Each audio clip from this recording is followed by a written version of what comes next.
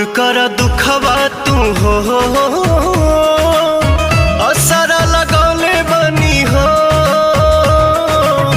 कलसा सजौले बनी हो।